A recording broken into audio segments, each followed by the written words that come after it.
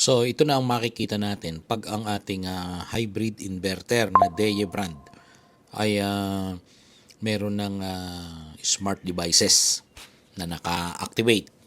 So dito sa baba, smart home na yan.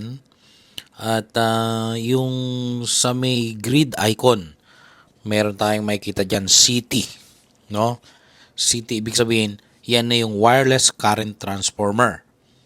At 200 meters ang pwedeng layo na maabot niyan. So, punta tayo sa inverter. Ito yung mga nakabind sa LoRa device. Ayan. Transmitter niya yan. So, transmitter yung LoRa. Ayan, transmitter yan. At ito na yung wireless CT. Ayan, pinapakita ko lang muna. At ito yung specs niya, ano? Andyan yung real-time information, version, basic info, yung serial number. So, sa history, ayan, wala namang nakitang error. Kasi gumagana naman ng maayos. So, sunod natin yung smart switch. So, dalawa yan. Meron yung isang smart switch, nakakonect dun yung EV charger. Mataas ang amperahe nun.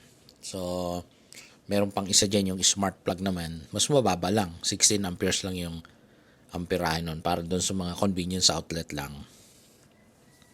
So, kung gusto mong mamili, kung ilan lang yung paandarin mo, pwede mong i-select doon. Ito, dito natin makikita yung setting. Kung may mga switches tayong pwedeng paganahin. So, switch at saka plug ang pwede natin dyan.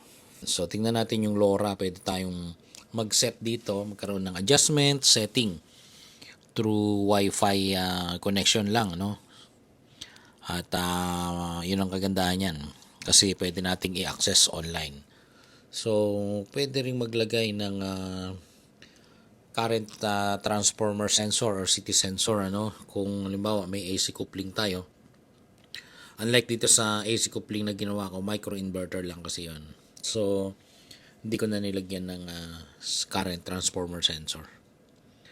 So, consider yan doon sa mga plug convenience outlet. Ayan. So, balik tayo doon sa inverter.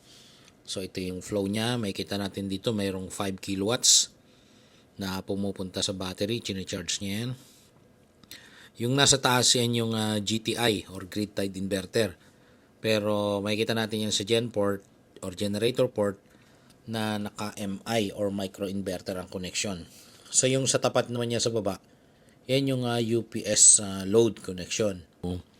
Nire-repress ko lang para makita ko kung ilan na yung load niyan. At ito naman yung green yan papunta sa load.